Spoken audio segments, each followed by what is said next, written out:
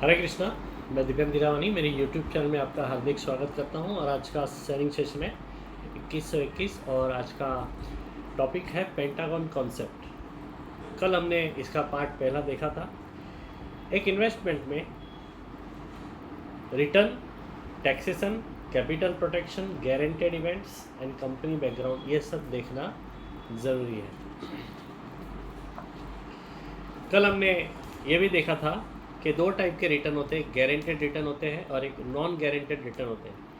Guaranteed return में market condition को effect नहीं करेगा, वो कंपनी जो भी रिटर्न्स डिक्लेयर करती है वो गारंटेड है, उतना कंपनी को देना ही पड़ता है।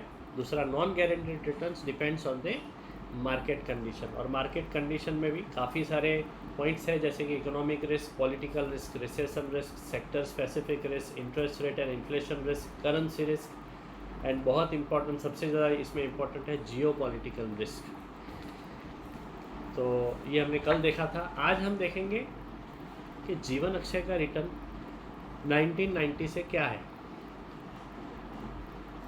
जीवन अक्षय जो LIC का प्लान है आज भी चालू है, मगर वो रिवाइज होते जा रहा है। 1990 में जीवन अक्षय का रेट ऑफ इंटरेस्ट था 12.68%। 2000 की साल में जीवन अक्षय का इंटरेस्ट रेट था 10.83%। 2010 में वो हो गया 7.51%। 2020 में वो हो गया 5.39%। 2030 में वो हो जाएगा 3% एंड 2040 में हो जाएगा 1%। ये आगे का प्रेडिक्शन है। अभी अगर हम SIP करते हैं महीने का 10,000 रुपया और वो 15 साल तक अपन उसको इन्वेस्ट करते हैं तो अपना इन्वेस्टमेंट 18 लाख का होता है। अगर SIP ने 8% इंटरेस्ट दिया तो अपना कॉर्पस बनेगा 35,18,000। 10% के हिसाब से रिटर्न मिला तो कॉर्पस हो जाएगा 41,95,000। और अगर वो 12% रिटर्न मिलेगा तो अपना हो जाएगा total amount 50,10,000। Accumulation amount will be 50,10,000।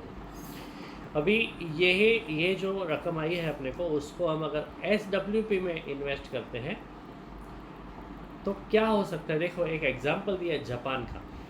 Japan Nikki 225 index जो था 1989 में वो पिक पे था, 39,000 पे था, और टुक ओवर 30 ईयर्स, 30 साल लगे उसको रिकवर होने के लिए, वो वापस वो लेवल पे आने के लिए। Investors showed decades of flat or negative returns in 1990s and early 2000, known as the lost decades in Japan.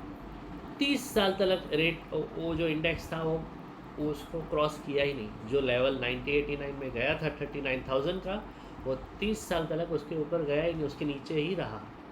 तो सोचो, जिसने SIP में 12% भी कमाया मगर उसने SWP में डाला, आजकल वो बहुत ही फेमस पॉपुलर एक लोगों में ट्रेंड चल रहा है कि SIP के बाद SWP करते हैं। मगर ये अगर सिचुएशन इंडिया में आ गई तो SWP की क्या हालत हो जाएगी। वो पूरा फंड ही, आपका पूरा पैसा इरोड हो जाएगा, ज़ीरो हो जाएगा। Suppose India market also replicates like Japan after 15 years. When stock market gives negative returns, the capital might not last for years, which has been mentioned above.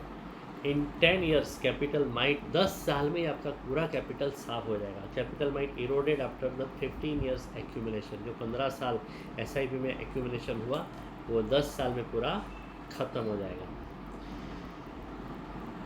अभी यहाँ पे और एक एग्जांपल NPS का दिया है। 1,20,000 अगर हम 15 साल के लिए NPS में रखते हैं तो 18 लाख अपना इन्वेस्टमेंट होता है। उसको 6% के हिसाब से इंटरेस्ट मिला तो 29,60,000 का अपना रिटर्न बनेगा। 8% के हिसाब से मिला तो 35,18,000 मिलेगा, और 10% के हिसाब से मिला तो 41,95,000 अपने को रिटर्न मिलेगा। मगर वो अगर पेंशन उस टाइम पे 4% रहेगा पेंशन का इंटरेस्ट रेट, तो अपने को ये जो 6% से 29,60,000 जमा हुआ है तो सिर्फ अपने को 1,18,000 मिलेगा।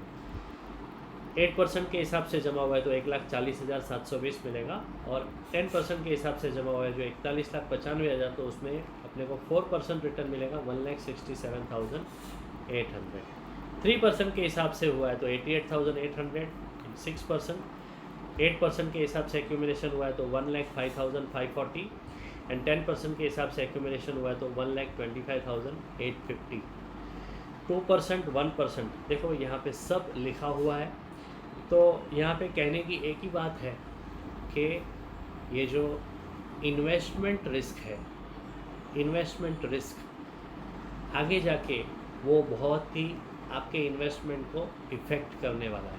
रेट ऑफ इंटरेस्ट, जैसा मैंने जीवन अक्षय का रेट ऑफ इंटरेस्ट बताया, उस हिसाब से सभी का आगे जाके पेंशन का रेट ऑफ इंटरेस्ट आने वाले 15 सालों में इट कैन बी 3% और इट कैन बी 2% ऑल्सो, और आने वाले 20 सालों में rate of interest will be only 1%।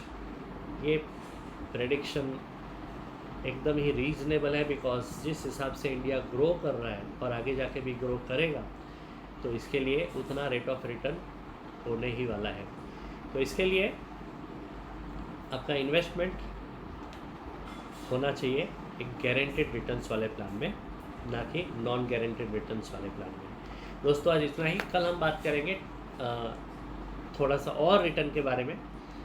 तब तक के लिए धन्यवाद। हरे कृष्ण।